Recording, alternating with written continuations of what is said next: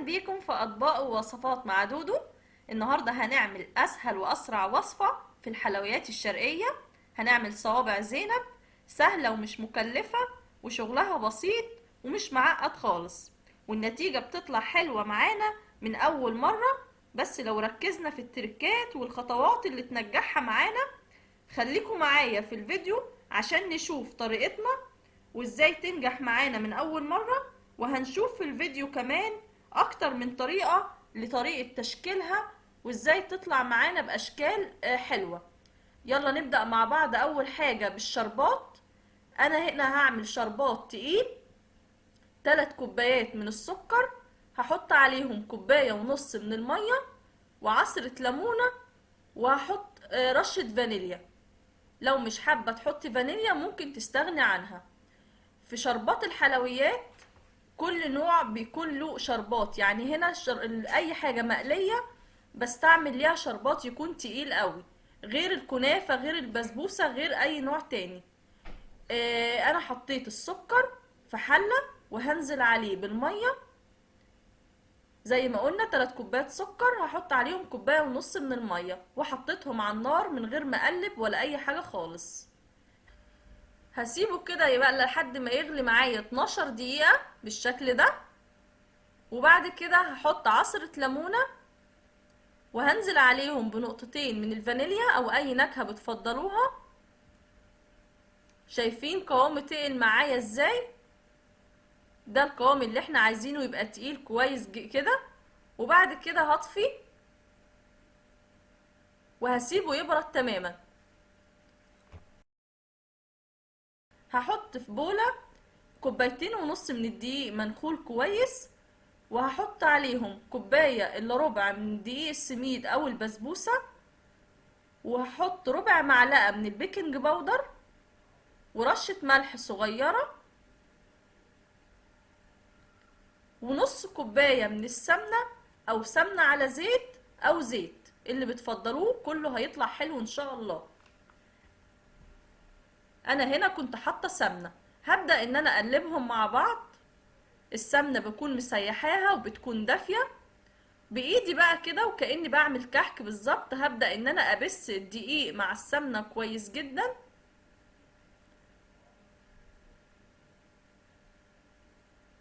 بالشكل ده.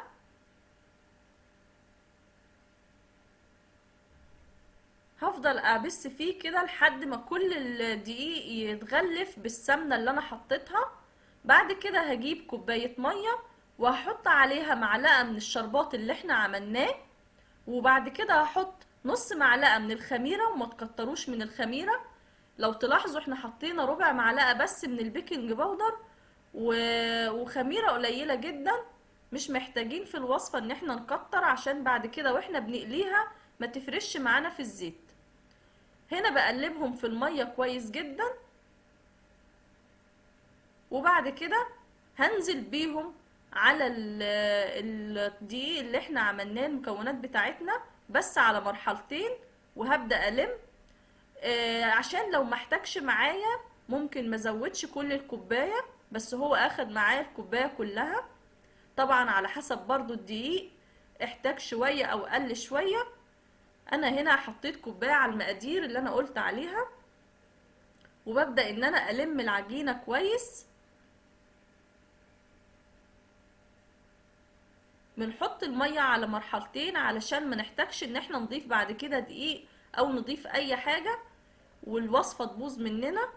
فبنضيف المية واحدة واحدة لحد ما العجينة تلم معانا. ده شكلها بعد ما لمت. انا ما بعجنهاش كتير. العجينة دي من الحاجات السريعة جدا اللي ما بتاخدش معايا عجن. اول ما بتلم معايا خلاص كده هي ما بتلزقش في الايد ومتماسكة شوية، مش طرية قوي ومش ناشفة جدا، يعني قوامها حلو كده. شايفين؟ ولما بقطعها بتتكور معايا وتتشكل سهل جدا. شايفين؟ انا بجرب هنا حتة اشوفها عشان بعد كده لما اجي اشكلها. انا هسيبها ترتاح لمدة 5 دقايق مش اكتر من كده، مش عايزينها ان هي تخمر. هاخدها دلوقتي، هبدأ ان انا اكورها كده كورة وهبدأ ان انا اشكلها. نبدأ نفردها بقى عشان نقطعها بعد كده لقطع صغيرة. عندنا طريقتين ان احنا نقطع بيهم العجينة. ممكن ان احنا نفرد بالشكل اللي انا بعمله ده كده، وممكن ان احنا نخليها في البولة ونقطع حتت صغيرة كده بايدينا ونكورها على طول، بس حاسة ان هي بتاخد وقت اكتر. انا هنا اخترت ان انا افردها، وبعد كده بقطاعة ولا بسكينة ولا بأي حاجة ببدأ ان انا اقطعها لقطع طولية بالشكل ده، وبعد كده همشي عليها لقطع بالعرض بالشكل ده، بحيث تديني قطع صغيرة الى حد ما تكون متساوية عشان تطلع كلها بحجم واحد. دي بتسهل عليا. ببدأ بعد كده اخد قطعة قطعة وابدأ بايدي ان انا الفها كده تكون بالشكل الرفيع ده. القطعة لو هتوزنيها وعايزة شكلها يطلع متساوي اكتر بتكون حوالي 9 جرام. المهم تكون صغيرة جدا، لان بعد كده لسه لما هتنزل في الزيت هنبص نلاقيها كبرت. انا هنا بقى هستخدم للتشكيل ده شكلها بعد ما قطعتها خلاص. البصامة بتاع الكحك موجودة في اغلب البيوت، ببدأ ان انا احط عليه العجينة وابدأ افردها بالشكل ده. هعمل برضو معاكم كذا واحدة عشان تشوفوها بايدي. شايفين 3 صوابع، وببدأ ان انا افردها وبعد كده بلمها. ده شكلها. لاحظوا كويس انا بعمل ايه، عشان ده مهم جدا عشان ما تفتحش معانا في الزيت. مهم انك تلميها بعد كده. شايفين بالشكل ده كذا مرة، ده بيخليها ما تفتحش. بايدي كده بالراحة، وببدأ ان انا المها كذا مرة. في برضو طريقة تشكيل تاني باستخدام المبشرة، وببدأ ان انا احطها بطريقة مايلة عشان تديني التأثيرات دي. ادت شكل حلو قوي برضو. وبايدي كده ببدأ ان انا افرد العجينة لاخر حتة، وببدأ الفها زي الرول. كل ما بلفها اكتر بضمن ان هي مش هتفتح معايا بعد كده. هستخدم برضو الصفاية بتاع الزيت بالشكل ده او اي صفاية تاني، وببدأ ان انا احط عليها العجينة وافردها. اي شكل سلك زي كده او اي حاجة مضلعة هتدي معانا تأثيرات وشكل حلو قوي وسهلة جدا. بس اهم حاجة نلفها كذا مرة عشان تطلع معانا كويسة وما تفتحش في الزيت ويبقى شكلها مش حلو. شايفين دي انا فردتها كلها وبدأت ابرم فيها كده كذا مرة. بضمن ان هي لما بتكون طبقات جوه بعض كتير ما بتفتحش في الزيت. طبعا في زيت ساخن ويكون غزير. اول ما الزيت سخن معايا هبدأ اخلي النار تكون متوسطة. مهم جدا. بالراحة كده هبدأ انزل اللي انا شكلته في الزيت. لو تلاحظوا هو بيبدأ ينزل يبقى تحت وبعد كده بيطفو كده على الزيت. مهم جدا. لو مش هيطفو بالشكل ده هتكون العجينة ما نجحتش معانا. انا مش بعمل كل الكمية اللي بشكله بنزل بيه في الزيت على طول علشان بعد كده ما يفتحش معاكم. ما بشكلش الكمية كلها، يعني بعمل شوية بشوية وانزل فيهم كده وايدي فيها بقى كده، وبفضل اقلب فيهم لحد ما ياخدوا اللون اللي انا عايزاه. عشان ياخدوا لون واحد بفضل اقلب فيهم كده. شكلها من بره بيبقى مقرمش ومن جوه بتكون حلوة كده ودايبة. ببدأ اخرجها من الزيت على الشربات البارد جدا زي ما اتفقنا. مهم تخرج من الزيت على طول على الشربات. هي بتكون سخنة، الشربات بيكون بارد جدا. ولو تلاحظوا هنا شايفين برضو شكل الشربات تقل كمان. شايفين شكله كل ما بيقعد معايا برضو بيتقل. الشربات لازم يكون مظبوط كده عشان هو اللي بيخليلي القطع بتاعتي ما تكونش عجين من جوه.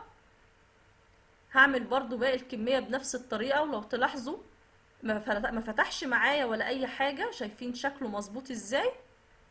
لازم نتبع الخطوات مظبوط عشان يطلع معانا سهل،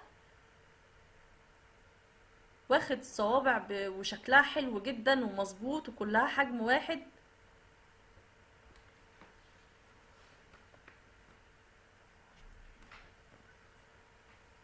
هخرجه بعد كده اول ما ياخد اللون الحلو ده على الشربات زي ما اتفقنا، وبخليه في الشربات لمدة 10 دقايق عشان ياخد كده من الشربات ويبقى حلو. انا هنا بعمل باقي الكمية اللي عندي بنفس الطريقة.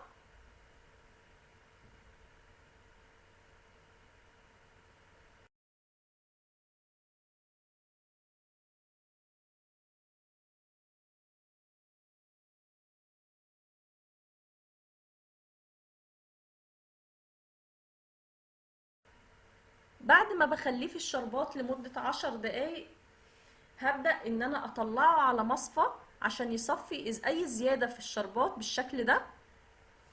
شايفين؟ شايفين دي الكمية اللي انا عملتها من 2.5 كوب من الدقيق. عملوا لي كمية كبيرة جدا. طلعوا لي حوالي 1.5 كيلو بعد ما استوت معايا. طبعا كمية كويسة جدا وموفرة بالنسبة لو احنا اشتريناها من بره. كفاية انكم عاملينها بايديكم الحلوين.